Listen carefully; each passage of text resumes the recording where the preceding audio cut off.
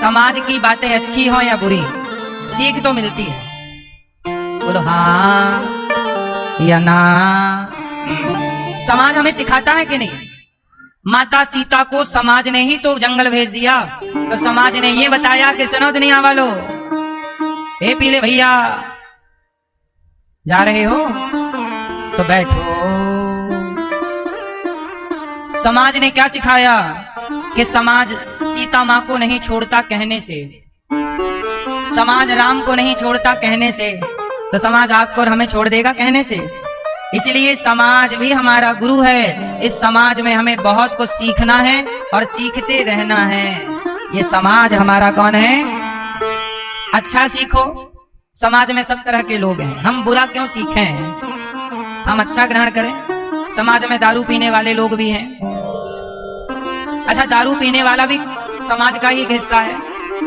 कुछ सिखा रहा है दारू पीने वाला? क्या सिखा रहा है बताओ? दारू पीने वाला ये सिखाता है कि जैसे मैं दारू के लिए पागल हूं, ऐसे ही जब तुम भगवान के लिए पागल हो जाओगे तुम्हें भगवान मिल जाएंगे। दारू वाला दारू के लिए जितना पागल है ना, सच बताएं, भक्त भगवान के लिए इतना पागल हो नहीं पाता। इसलिए नशा दोनों का है। दारू वाले का भी नशा है, पर हमारा और आपका भी नशा है। उसका थोड़ा ज्यादा है नशा, हमारा कम पड़ जाता है। सही है गलत है? जैसे दारू वाला दारू के बिना नहीं रहता, ऐसे हम भी भगवान के बिना ना रहे। ये सीख तो हमें दारू वाले से भी मिल रही है कि नहीं? नहीं मिल रही है। तो समाज हमारा गुरु है। मुझे संसार में कोई बुरा नजर नहीं आता। किसको कहूं कि बुरा है? आप किसी बुरे को लेके आओ, मैं उसकी अच्छाई बता दूंगा किसमें ये अच्छाई है। देखने का नजरिया चाहिए। गुरु द्रोणाचार्य जी ने दुर्योधन से कहा कि जाओ दुर्योधन, नगर में जितने अच्छे लोग हैं सबको पकड़ करके लाओ। किसको लाना है? जितने दुर्योधन चला अच्छे लोगों को ढूंढने, शाम तक घूमा, खाली हाथ आया, गुरुजी हमें कोई अच्छा मिला ही नहीं। क्यों? क्यों अच्छा नहीं मिला दुर्योधन को? क्योंकि स्वयं बुरा है। जो खुद बुरा होता है वो दूसरे को बुरा ही समझता है, कभी अच्छा समझ ही नहीं सकता। फिर गुरु द्रोणाचार्य जी ने धर्मराज युधिष्ठिर से कहा, जाओ नगर में जितने बुरे आदमी हैं सबको मेरे सामने पेश करो, पकड़ के लाओ। अच्छा, अब धर्मराज चले, शाम तक ढूंढ ढांड के आए, एक भी नहीं मिला। गुरुजी कोई बुरा मिला ही नहीं। दुर्योधन को कोई अच्छा नहीं मिला और धर्मराज युधिष्ठिर को कोई बुरा नहीं मिला। क्यों? क्योंकि आपकी आंखों में चश्मा यदि अच्छाई का है तो सब अच्छे हैं, और चश्मा ही बुराई का है तो सब बुरे।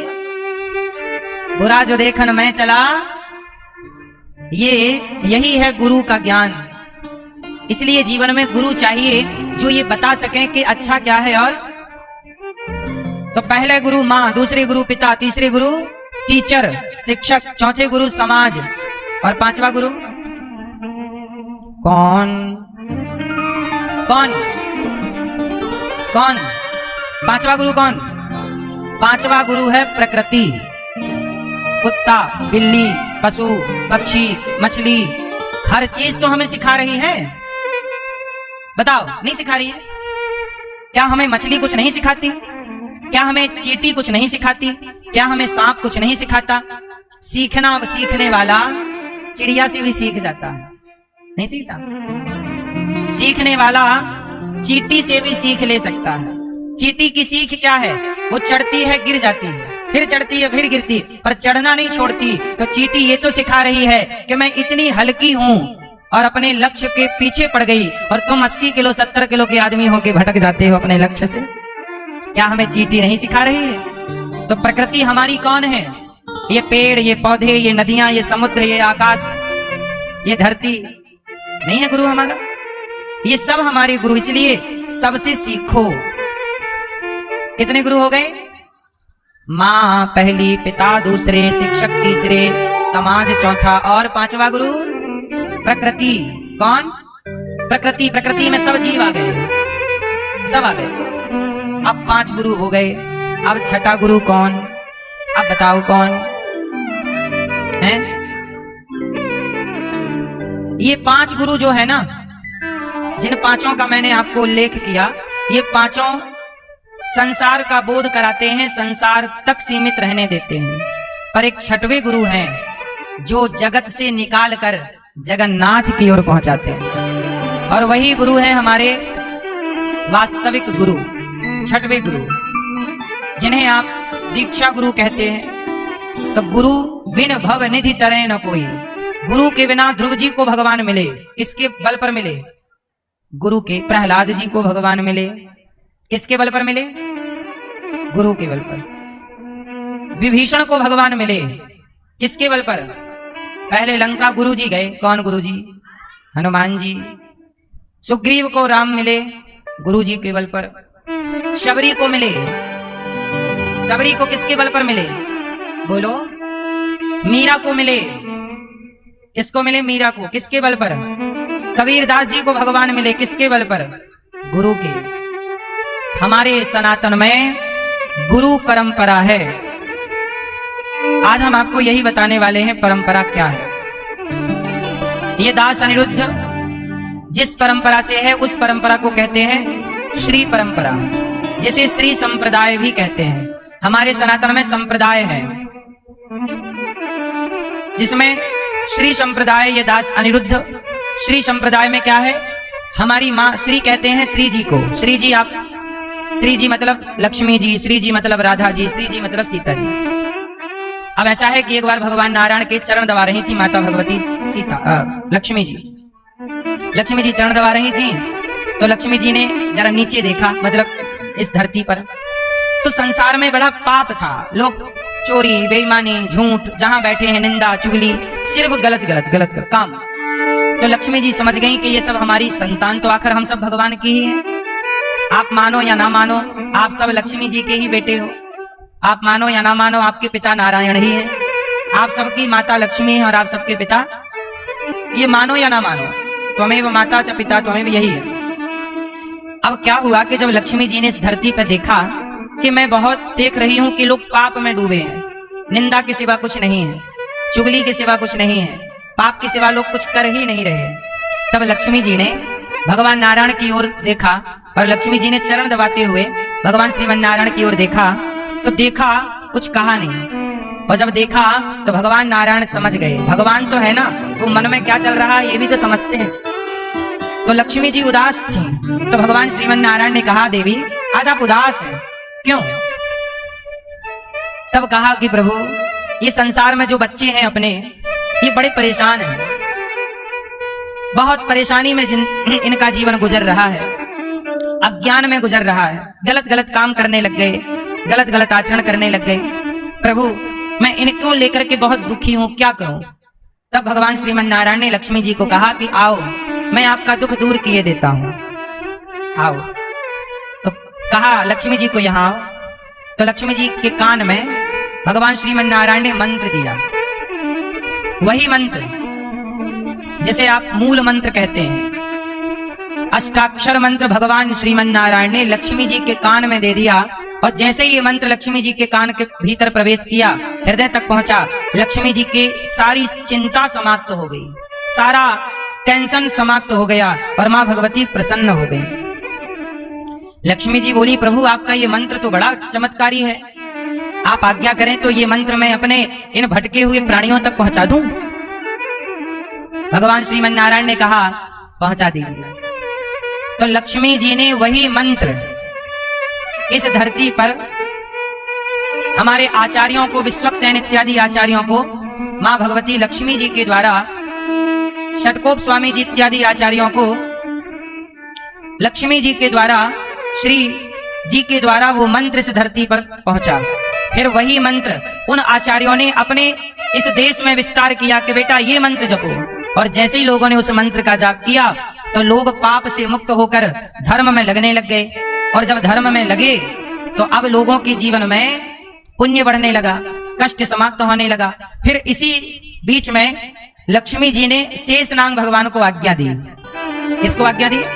शेषनाग, जिस पर भगवान नारायण लेटे हैं। तो शेषनाग भगवान से कहा कि प्रभु आप ऐसा कीजिए, शेष जी आप जाइए और इस मृत्यु लोक में जाकर इस मंत्र का खूब प्रचार करिए, इस मंत्र को जन जन तक पहुंचाइए और लोगों को पाप से मुक्त कीजिए। तब शेष भगवान रामानुज स्वामी बनकर, रामानुजाचार्य बनकर के इस धरती पर आए और रामानुजाचार्य स्वामी जी ने इस श्री संप्रदाय का खूब प्रचार किया। तब से इस संप्रदाय को रामानुज स्वामी जी के नाम से भी जाना गया, रामानुजाचार्य। रामानुजाचार्य जी ने जातियों का भेदभाव मिटा करके, किसका भेदभाव मिटाकर?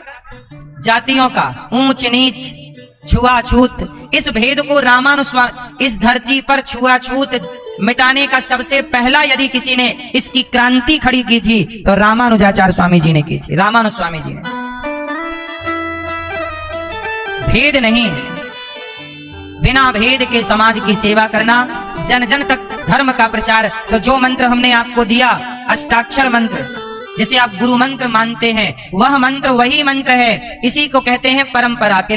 भगवान नारायण ने लक्ष्मी जी को, लक्ष्मी जी ने आचार्यों को, फिर वही रामानुज स्वामी जी को उसी परंपरा में ये मंत्र दास अनिरुद्ध को मिला और वही मंत्र अपने शिष्यों को देकर ये दास, वही मंत्र आपके कान में और कान के द्वारा आपके हृदय में वो मंत्र स्थापित होता है। इसलिए इसे कहते हैं परंपरा, परंपरागत प्राप्त मंत्र। इसलिए कहता हूं मंत्र में बड़ी निष्ठा रखनी चाहिए, मंत्र और भगवान। अच्छा ये बताओ मैया, बोलो राम, बोलो राम। ये तो हो गया नाम, ये क्या हो गया? राम का नाम। राम का नाम और राम कितने हो गए? राम का नाम और राम कितने हो गए? जोर से। अब मुझे आप लोग जरा ये समझाइए कि राम और राम का नाम ये दो है कि एक है? एक है कि दो? कौन बड़ा? राम बड़े कि राम का नाम बड़ा? भगवान बड़े कि भगवान का नाम बड़ा? क्यों बड़ा? नाम इसलिए बड़ा है कि भगवान जो नाम जपता है, भगवान किस ओर जाएंगे?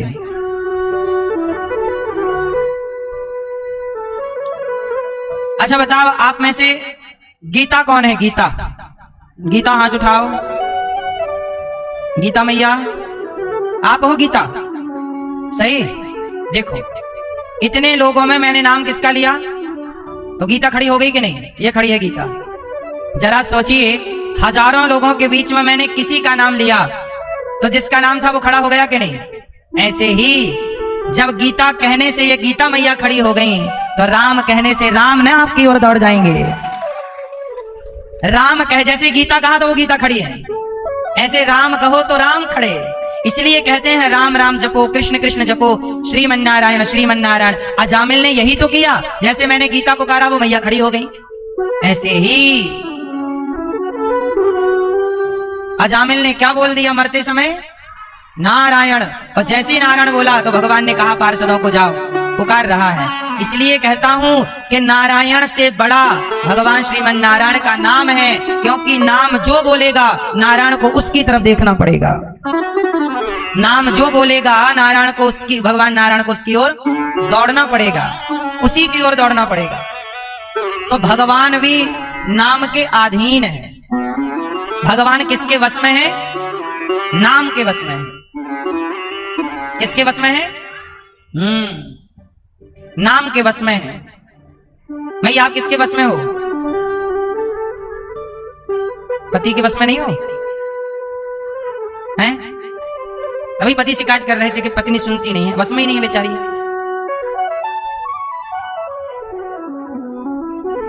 जैसे कुछ स्त्रियां अपने पति को वश में कर लेती हैं, कुछ पुरुष स्त्रियों को अपने वश में कर लेते हैं, ऐसे ही भगवान का नाम, भगवान के नाम ने भगवान को वश में कर रखा है। इसलिए संत जन हजारों साल से कह रहे हैं भैया नाम जप लो, भैया श्रीमन्नारायण से। नारद जी क्या कहते रहते? दिन भर कहते श्रीमन्नारायण श्रीमन्नारायण श्रीमन्नारायण श्रीमन्नारायण।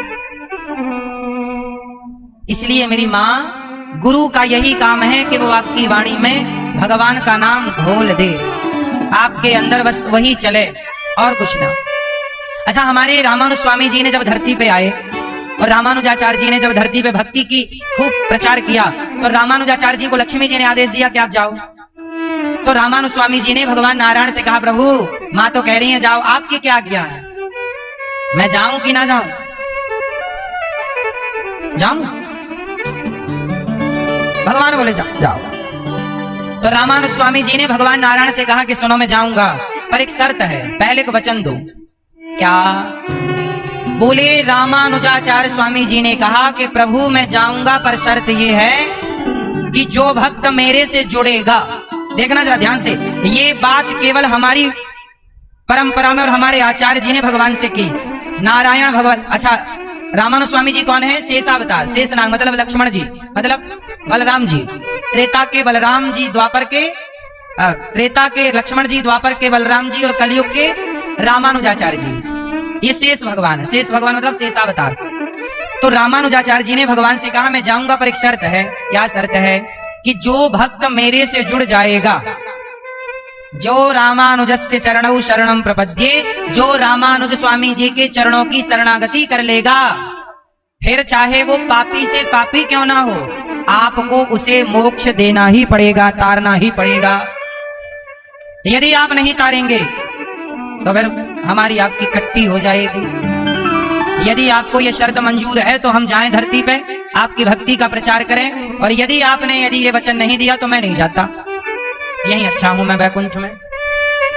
तब रामानुज स्वामी जी को भगवान नारायण ने यह वचन दिया कि जाओ रामानुज स्वामी जी, जाइए, आप जिसको कह देंगे। इसलिए हमारी संप्रदाय में श्रीमते रामानुजाय नमः, श्रीमते, यह भी एक मंत्र है और ये आचार्य चरणों की शरणागति है। श्रीमते रामानुजाय नमः, इसका अर्थ ये हुआ कि हे रामानुज स्वामी जी, हे रामानुजाचार्य स्वामी जी, हम आपके हैं प्रभु, हम आपके हैं, हम आपकी शरण में हैं। अब हमारा क्या हो गया? संबंध हो गया। जिन्होंने मंत्र ले लिया, श्री संप्रदाय से जुड़ गए, वो सबका संबंध रामानुजाचार्य जी से हो गया, और संबंध मात्र से। अच्छा एक बात बताओ, बड़े बड़े मंत्री, उनका बेटा यदि गलत काम कर ले तो मंत्री जी को पता है कि बेटा गलत है, पर वो मंत्री पूरी जान लगा देगा कि नहीं अपने बेटे को बचाने में, और पावर में है तो बचा भी लेगा और निर्दोष करार दिला देगा, जबकि वो दोषी है। ये बात सही है कि गलत है? यदि बड़ा नेता चाहे, बड़ा अधिकार, जैसे बड़े मंत्री जी है कोई भी, और उनका बेटा कुछ गलत में फंस गया और उनका पावर है, तो वो चाहे तो गलत को सही करार दे सकते हैं कि नहीं? बोलो हाँ। ये पहचान का फायदा है या नहीं? हाँ। ऐसे ही हमारे रामानुज स्वामी जी कहते हैं कि जो मेरे से संबंध रखेगा, उस बेटे का संबंध उस बाप से है, क्योंकि उसका बाप मंत्री है, और मंत्री है तो वो गलत को भी सही कर सकता है। ऐसे ही हमारा संबंध जब रामानुज स्वामी जी से होगा तो माना कि मैं पापी नहीं, महापापी हूं, पर चूंकि मेरा संबंध रामानुज स्वामी जी से है तो भगवान भी मुझे रोक नहीं सकते, क्योंकि मेरा संबंध काम करेगा। क्योंकि मेरा क्या काम करेगा? संबंध। तो हमारे श्री संप्रदाय में संबंध की बात होती है। क्या है हमारा? इसलिए शिष्य का गुरु से क्या जुड़ जाता है? संबंध जुड़ जाता है, एक रिश्ता हो जाता है, तो वो रिश्ता काम करता है। अब जैसे ये दास अनिरुद्ध है, हम तो ज्यादा कुछ जानते नहीं, हम तो कह देंगे प्रभु हम तो श्री संप्रदाय में हमारी माँ भगवती लक्ष्मी है और हमारे आचार्य रामानुज स्वामी जी, और रामानुज स्वामी जी का नाम सुनते ही भगवान को अपने वचन के अकॉर्डिंग मोक्ष का दरवाजा खोलना पड़ेगा, हम कितने भी बड़े पापी हो। ये है संबंध। एक काम करती है भक्ति। देखो आपके पास भक्ति का बल है, आपने खूब भक्ति की, पर हमारे पास भक्ति नहीं है। अब भक्ति तो है ही नहीं, भक्ति का बल है नहीं, तो फिर हमारा क्या उद्धार नहीं होगा? तो हमारा उद्धार संबंध मात्र से होगा। कैसे? जैसे एक गिलास दूध, एक गिलास दूध में 1 चम्मच जहर घोल दीजिए, ओनली एक आधा चम्मच क्या मार दिया? जहर। 1 गिलास फ्रेश दूध में आधा चम्मच जहर घोल दिया। अब बताओ, वो दूध जो अमृत जैसा था, आधा चम्मच जहर का संबंध हो गया। अब वो पूरा दूध नीचे से ऊपर तक क्या बन गया? क्योंकि संबंध किससे जुड़ गया? हाँ, दूध का संबंध जहर से जुड़ जाए तो दूध भी जहर हो, जबकि दूध की मात्रा ज्यादा थी और जहर की मात्रा कम थी, पर कम जहर ने पूरे दूध को जहर बना दिया। अब वो जहर 1 चम्मच नहीं रहा, अब जहर 1 गिलास हो गया। अब जहर एक चम्मच नहीं रहा, अब जहर, हाँ, जैसे जहर का संबंध दूध के साथ जुड़ जाने से दूध भी जहर हो जाता है, ऐसे पापी का संबंध पुण्यात्मा से हो जाने से पापी भी पुण्यात्मा हो जाता है। पापी का संबंध क्या हो जाए? अब जरा सुनिए ना, रत्नाकर नाम के एक डाकू थे, आपने सुना होगा। एक नंबर के डाकू, कोई भी जाए लूट लेते थे और लूट करके सोना चांदी, और कई बार तो वो मार भी डालते थे। लूटने में महिलाओं को मार डालें, बच्चों को भी मार डालें, पुरुष को भी मार डालें, मतलब सैकड़ों बच्चे, सैकड़ों महिलाएं, सैकड़ों पुरुषों की हत्या सिर पर थी। ऐसे रत्नाकर नाम के डाकू। अब बताइए, एक तो डाकू, दूसरा बच्चों का मर्डर, स्त्री का मर्डर, पुरुष का, अब ये कितना बड़ा पाप हो गया। बाल हत्या सबसे बड़ा पाप। इतने बड़े पापी रत्नाकर नाम के डाकू, क्या हुआ? नारद जी आ गए, नारायण नारायण नारायण। रत्नाकर डाकू बोले, तुम जल्दी बताओ सोना कहाँ रखा है। नारद जी बोले, मैं तो साधु हूं। नहीं। तब रत्नाकर को नारद जी ने कहा कि ये बता, तू जो इतना पाप कमा रहा है, इस पाप का फल भोगेगा कौन? रत्नाकर बोला, मेरी पत्नी भोगेगी, क्योंकि सोना सारा उसी को देता हूं। जा पूछ के आ। पत्नी से पूछने गए, तुम भोगोगी? पत्नी बोली, स्वामी मैं चाह भी लूं तो आपका पाप नहीं भोग सकती। पाप तो अपना अपना भोगना पड़ता है। पैसे का बंटवारा हो सकता है, जमीन का बंटवारा हो सकता है, सोने का बंटवारा हो सकता है, गोल्ड का। पाप का बंटवारा वो तो आपका पाप, आपने मर्डर किए हैं तो आप भोगेंगे। पिता से कहा, उन्होंने भी कहा, बेटा इसका बंटवारा नहीं हो सकता। अब तो रत्नाकर डाकू वापिस नारद जी के पास गया, प्रभु पैसे का बंटवारा हो गया, सोने का बंटवारा हो गया, पाप का बंटवारा नहीं हुआ। अब बताइए मैं कैसे पाप मुक्त हो जाऊं? तब नारद जी ने कहा, तू संबंध जोड़ ले। किससे? राम से। क्या संबंध जोड़ ले? और ये राम राम बोल। क्या बोल? राम राम, तेरा पाप समाप्त हो जाएगा। चले गए नारद जी। अब जब गए तो वो इतना मूर्ख था कि भूल गया कि गुरुजी ने कहा क्या था। तो उसे याद आया कि मरा कहा था, राम का उल्टा कर दिया। राम, माँ आगे कर दो, रा पीछे कर दो। राम में रा आगे है, माँ पीछे है। अब पीछे का माँ आगे कर दो और आगे का रा पीछे कर दो, क्या हो जाएगा? मरा मरा। अब उसे याद आया कि गुरुजी ने अच्छा यही बोला था, मरा मरा जपने का। राम का उल्टा कर दिया। उल्टा नाम जपत जग जाना, तो ये उल्टा नाम जपे, मरा मरा मरा। अच्छा 2 बार मरा कहोगे तो 1 बार राम आएगा, मरा मरा मरा मरा मरा। नारद जी जैसे गुरु आते हैं तो पापी से पापी रत्नाकर डाकू भी पुण्यात्मा हो जाता है। ये कृपा किसकी है? ये संबंध है। किससे संबंध जुड़ गया? गुरु से। और गुरु ने क्या दे दिया? मंत्र। 2 संबंध हो गए, गुरु का संबंध और भगवत संबंध, 2 संबंध हो गए। गुरु से भी नाता, नारद जी से भी नाता जुड़ गया कि प्रभु आप बताइए मेरा उद्धार कैसे हो। समर्पण हो गया ना गुरु जी में। और फिर गुरु ने मंत्र क्या दिया? भगवान का। ऐसे ही अच्छा नारद जी क्या जपते हैं दिन भर? जोर से नारायण नारायण। इसलिए मेरी माँ, नारद जी सबके गुरु हैं। नारद जी सबके गुरु, देवर्षि, देवताओं के भी ऋषि हैं, ऋषियों के भी ऋषि हैं देवर्षि। और वो क्या जप रहे? श्रीमन्नारायण श्रीमन्नारायण।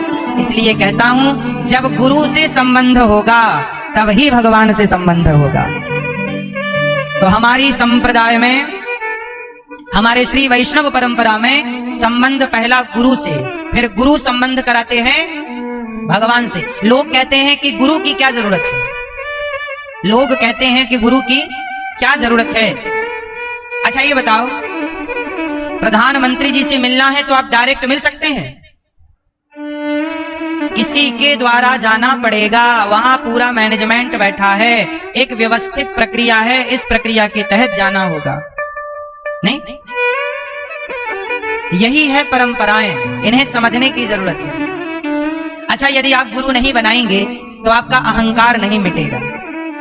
जब हम झुकते हैं, गुरु के चरणों में साष्टांग करते हैं, उसी समय हमारा अहंकार गल जाता है, मिट जाता है। जब हम झुकते हैं ना, जैसे हम अपने गुरु जी को प्रणाम करते हैं, चरणों में गिर जाते हैं, तो वो क्या था? हमने ये स्वीकार कर लिया कि हमसे ज्यादा ज्ञानी ये है। यदि हमने गुरु नहीं बनाए तो हमारे जीवन में सारा जीवन यही घमंड रहेगा कि हम कम ज्ञानी है क्या, हमारे पास कम नॉलेज है क्या। फिर आप इस घमंड में चलते रहेंगे, और घमंड में चलोगे तो रावण जितना ज्ञानी तो कोई नहीं है। लेकिन उस रावण जितने ज्ञानी को घमंड आ गया और वो अपने गुरु की बात मान ना पाया, गुरु के वचनों पर चल ना पाया। अब रावण के गुरु कौन है? शंकर जी, और शंकर जी हैं हनुमान जी। और हनुमान जी गए थे रावण को समझाने, ए रावण, ये जिन्हें तुम चुरा के ले आए हो जगत जननी है, जगदम्बा है, भवानी है, पंगा ना लो, वो भगवती है, राम नारायण है, सीता लक्ष्मी है। कौन समझा रहा है? जाके बल लवलेश ते जितऊ चराचर झारी, मैं उनका दूत हूं रावण। रावण इतना बड़ा ज्ञानी था, नहीं समझ पाया कि हनुमान जी साक्षात शिव हैं। बोलो, क्या रावण इतना बेवकूफ मूर्ख तो नहीं था? त्रिकालज्ञ था रावण, सब जानता था।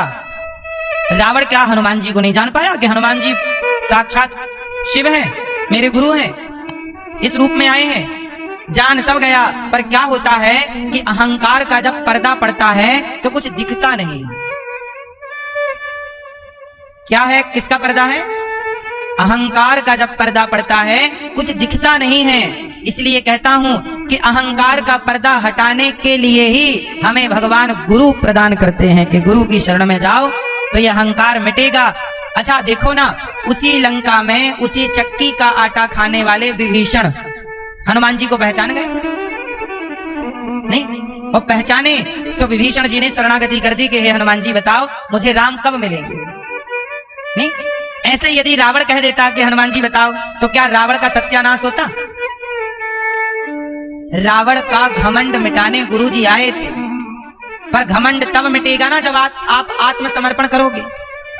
अब रावण ने सरेंडर किया ही नहीं हनुमान जी के आगे। इसलिए कहता हूं गुरु के आगे हाथ जोड़े जाते हैं और चरणों में प्रणाम किया जाता है। कहा जाता है गुरुदेव भगवान मेरा मार्गदर्शन कीजिए, मैं क्या कौन हूं, कहां से आया हूं, मेरा इस जीवन का उद्देश्य क्या है। तब गुरु जी बताते हैं कि बेटा इस जीवन का उद्देश्य है मानवता की सेवा करते हुए भगवान को प्राप्त कर लेना, यही हम सबका एकमात्र उद्देश्य है। और गुरु के वचनों पर चलेंगे। अब देखो ये दास अनिरुद्ध है, हमें गुरु जी ना मिले होते और हमें गलत संगत मिल गई होती, गजेड़ियों की मिल जाती तो हम गांजा पी रहे होते, शराबियों की संगति मिल जाती तो हम शराब पी रहे होते, पर हमें संगति अच्छे गुरु की मिली। और जब गुरु की संगति मिली, मैं तो ये दास अनिरुद्ध, मैं तो गांव में गाय चराता था, मुझे तो गीता का गा भी नहीं जानता था। रामायण क्या होती है, गीता क्या होती है, वेद क्या होते हैं, पुराण क्या होते हैं, यहां तक कि भगवान क्या होते। मैं बचपन में मंदिर में पूजा तो करता था, शंकर जी को खूब बढ़िया घिस घिस के नहलाता था, चमेली का तेल लगाता था, शंकर जी को फूल चढ़ाता था, राधा कृष्ण भगवान को खूब नहला करके बढ़िया भोग लगाता, खूब सेवा करता। पर मैं जानता नहीं था कि भगवान क्या होते हैं। बस पिताजी सेवा करते भगवान की, मैं भी करता, पर होता क्यों है, क्यों करनी चाहिए, ये है कौन, क्या मतलब है, कुछ नहीं समझता। ये किसने बताया? गुरु ने बताया। इसलिए गुरु के बिना वास्तविक यथार्थ ज्ञान कभी हो ही नहीं सकता। लोग कहते हैं ना गुरु की क्या जरूरत है, अरे गुरु के बिना आपको बोध होगा ही नहीं। इसलिए अपने को पहले समर्पित करो, जब समर्पित करोगे तो अहंकार मिटेगा, और जब अहंकार शून्य होगा बाल्टी झुकेगी तब ना जाके भरेगी, अब झुकेगी ही नहीं। अब आजकल लोग कहते हैं झुकेगा नहीं साला, तो भरेगा कैसे साला? अब झुकेगा ही नहीं तो भरेगा कैसे? ज्ञान से, भक्ति से, संस्कारों से। भाई सबसे भरने के लिए क्या करना पड़ेगा? क्या करना पड़ेगा? फिर झुकना पड़ेगा। इसलिए दास आपको कथा सुनाता है, और अभी आपकी कृपा, आप भगवान की कृपा और आप सबके आशीर्वाद से अभी ये दास अनिरुद्ध आज आपको कथा सुना रहा है यहाँ गौरी गोपाल में, वृंदावन धाम में, गुरु पूर्णिमा के पावन पर्व में। अब कल ही ये दास अनिरुद्ध अमेरिका के लिए चला जाएगा, और अमेरिका में लगभग 1 महीने तक वहां कथाओं का क्रम है। अब वहां भी क्यों जाना, मेरा मन नहीं है जाने का, वृंदावन छोड़ने का मन थोड़ी होता है कभी किसी का, लेकिन क्या करें, भगवान की आज्ञा है, भगवान की प्रेरणा है कि जाओ वहां। वहां भी बहुत सारे सनातनी रहते हैं, आप में से ही किसी के जानकार अपने ही सनातनी विदेशों में भी बसे हैं, कोई 10 साल से वहां है, कोई 50 साल से वहां है, कोई 100 साल से वहां है। तो वहां के लोगों को भी भक्ति की धारा में जोड़ना जरूरी है। तो अभी वहां पर अमेरिका में एक सियाटल नाम के एक जगह है, सियाटल, वहां कथा है 7 दिन की। उसके बाद शिकागो के हनुमान मंदिर में कथा है, फिर उसके बाद और भी स्थानों पर कथा है, वो वहीं से हम आपको बताएंगे। तो ये दास अनिरुद्ध 1 महीने के, लगभग 1 महीने से थोड़ा कम टाइम के लिए अमेरिका, क्यों?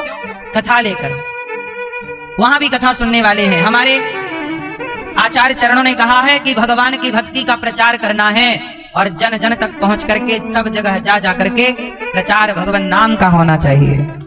ये भगवान नाम का क्या है? प्रचार है। अब ये बताइए, ये दास अनिरुद्ध, आप में से कितने लोग ऐसे हैं जो कथा सुन सुन करके भगवान की शरण में आए? पहले कहीं जा रहे थे, गलत रास्ता था ये, पर कथा ने सबको मोड़ करके और भगवान से जोड़ दिया। अब बताइए, कथा का प्रभाव है कि नहीं? यही तो है। आपने सुना तो आपके जीवन में बदलाव हुआ। यदि भारत के 140 करोड़ सारे लोग कथा सुनने लग जाएं, तो सारे लोगों के जीवन में ना बदलाव हो जाएगा, फिर राम राज्य ना जाएगा। कथा से ही ना ये बदलाव है, परंतु लोग कथा सुनते नहीं तो बदलाव होता नहीं। और भगवान भी बैलेंस बना के रखते हैं, कुछ धर्म अच्छे लोग, कुछ बुरे लोग, क्योंकि सब अच्छे हो जाएंगे तो बुराई कहां जाएगी? बुराई का भी रहना जरूरी है, गुलाब में कांटों का भी रहना जरूरी है। राम जैसी अच्छाई है। अच्छा ये बताओ, रावण ना होता तो राम इतने अच्छे हैं ये पता होता? मंथरा ना होती, मंदोदरी जैसी बुराई ना होती, मंथरा जैसी बुराई ना होती, तो राम की अच्छाई प्रकट होती? जैसे छाछ में मक्खन ऊपर आ जाता है, दही का मंथन करो तो मैया छाछ छाछ कहां रह जाती है? नीचे, और मक्खन अपने आप ऊपर तैरने लग जाता है। ऐसे ही बुराई की छाछ में अच्छाई का मक्खन ऊपर आ जाता है। पर ये बताओ कि बुराई की छाछ ना होती तो अच्छाई का मक्खन भी कहां होता? कैकई मंथरा जैसी बुराई ना होती, रावण जैसी बुराई ना होती, तो बताओ राम को कौन जानता? अच्छाई की कीमत भी बुराई के चौराहे में ही है। नहीं, यदि बुराई ना होगी, आपके गांव में 10 लोग बुरे हैं और आप अच्छे हैं, तब ना कंपेयर होगा कि भाई ये बुरे हैं और ये अच्छा है। कोई बुरा ही ना होता तो आपकी तुलना किससे होती? भाई ये बताओ, अच्छे की तुलना किससे होती है? बोलो, बुरे से। ये देखो वो कितना बुरा है, देखो वो बच्चा कितना बुरा है, ये बच्चा कितना अच्छा है। यदि बुरा बच्चा होता ही ना तो अच्छाई की तुलना किससे करते आप? इसलिए इस धरती पे अच्छाई का रहना जितना जरूरी है, बुराई का रहना भी उतना ही जरूरी है। आप कई बार सोचते हैं कि भगवान चाहे तो बुराई चुटकी में मिटा दें, पर क्या करें, ये बुराई भी तराजू का एक पलड़ा है। सिक्के के 2 पहलू हैं, एक अच्छाई और एक आपके और मेरे सामने दोनों रास्ते हैं, अच्छाई का भी और। अब चलना किस पर है? मुझे कुछ बुराई के रास्ते चल पड़ते हैं, कुछ अच्छाई के रास्ते चल पड़ते हैं। ये आपका निर्णय है, आपका डिसीजन है कि आपको किस पे चलना है। समाज में कुछ स्त्रियां अच्छाई के रास्ते पे चल रही हैं, कुछ स्त्रियां बुराई के, कुछ लड़के अच्छाई के रास्ते पे, कुछ लड़के बुराई के। ये आपका निर्णय है। इसलिए कहता हूं, सत्संग करेंगे तो रास्ते तो तमाम हैं, पर जब कृपा भगवान की हो तो हम बुराई का रास्ता नहीं, अच्छाई का ही रास्ता चुनते हैं। रास्ते दोनों ईश्वर के बनाए हैं, और अच्छे रास्ते पर चलने की प्रेरणा कौन देगा? यहीं पे गुरु की जरूरत पड़ती है। इसलिए आप लोग भी सत्संग से, संस्कारों से, कथाओं से जरा भी अपने को अलग मत करिएगा। कहीं भी रहा करिए, अपने आप को जोड़े रहिए। हे श्रीमन नारायण, हे श्रीमन नारायण, हे रामानुज स्वामी जी, हे रामानुजाचार्य स्वामी जी, हे श्रीमन नारायण, हे रंगनाथ भगवान, हे गौरी गोपाल भगवान, हम आपके हैं। भगवान से एक संबंध। अच्छा बताओ, द्रौपदी का कृष्ण से क्या था? क्या था बताओ? क्या था? एक संबंध था। क्या संबंध था? कि एक बार द्रौपदी ने श्याम सुंदर की कटी हुई उंगली देखी तो अपने साड़ी का पल्लू फाड़ करके और श्याम सुंदर की उंगली या कलाई में लपेट दिया। बस एक ये संबंध जुड़ गया। ये काम कौन करती है? बहन। श्री कृष्ण ने कहा, द्रौपदी तुम तो मेरी बहन की तरह मेरे खून को रोक रही हो, बहते हुए रक्त को। आज से तुम मेरी बहन हो, और जितने धागे तुमने मेरी उंगली या कलाई में बांधे हैं, एक एक धागे की कीमत समय आने पर मैं चुकाऊंगा। और देखो, द्रौपदी का संबंध था तो जब जरूरत पड़ी तो कृष्ण आए। इसलिए कहता हूं, जगत के इतने सारे संबंध हैं, एक संबंध पक्का वाला भगवान से बना करके रखिएगा। ये काम आए ना आए, भगवान का संबंध जरूर काम आएगा। इसलिए एक हमारे श्री संप्रदाय में है संबंध, आचार्य संबंध, गुरु संबंध, भगवान से संबंध। हम लोग क्या है? भगवान के संबंधी। संबंध जोड़ रखा है कि कई बार हमारा रास्ता डगमगाया भी तो अच्छा, अब उदाहरण दो देता हूं मैं आपको। एक प्रहलाद जी का और एक ध्रुव जी का उदाहरण है। अच्छा एक बात बताओ, ध्रुव जी पिछले जन्म में कौन थे? पथभ्रष्ट साधक थे।